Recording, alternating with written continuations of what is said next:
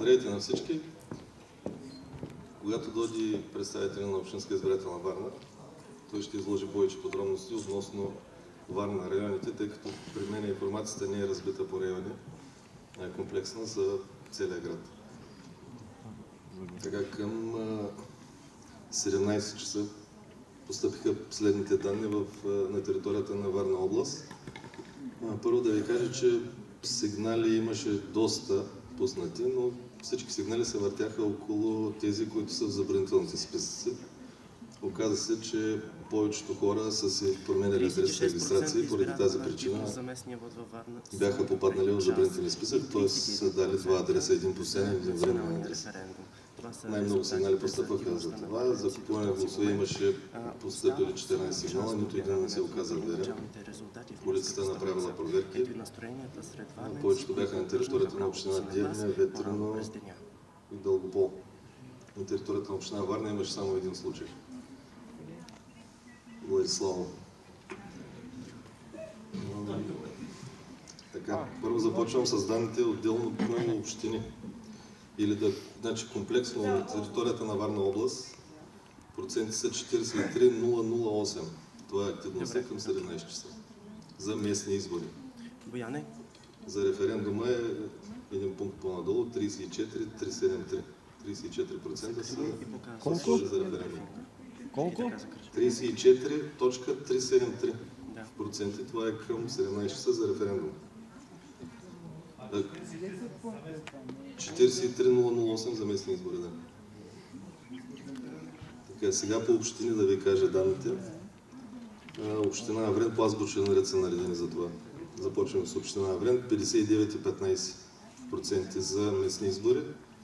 Община Аврен за референдум 35,77%.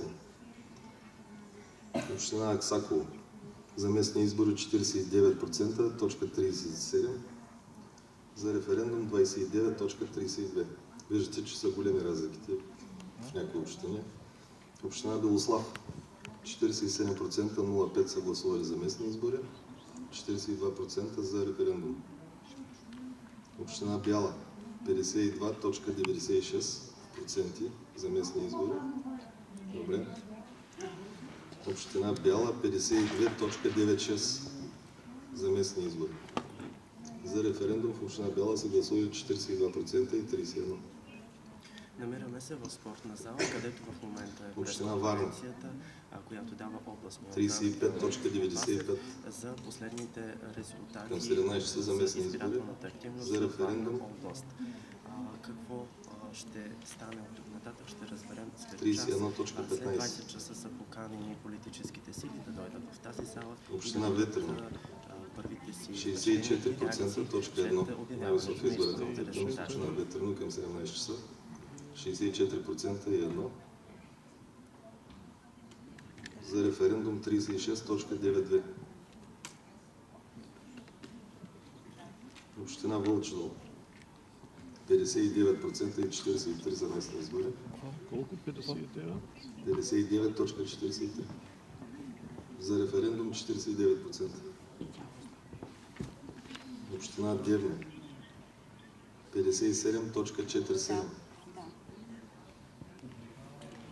За референдум 44,86%. Община Долни Чифлик 52% и 75% за местни избори. 26,63% за референдум. Община Дългопол 63,46% за местни избори. 36,95% за референдум. Община Провадия 43% и 75% за местни избори. За референдум 36,17%. Община Суворово 60,15% за местни избори. За референдум в община Суворово 36,86%. Това е или общо общо обобщено, както казах, 43.008 на територията на Варна област. За местни избори, за референдум 34.373.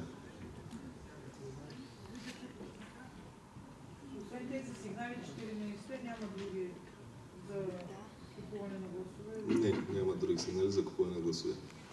Пак казвам, че повечето сигнали, постъпили на територията на улицата, са за хора заличени или в забранителен списък. Но се оказва, че в забранителен списък са попаднали тези, които са дали два адреса, временни и постоянни.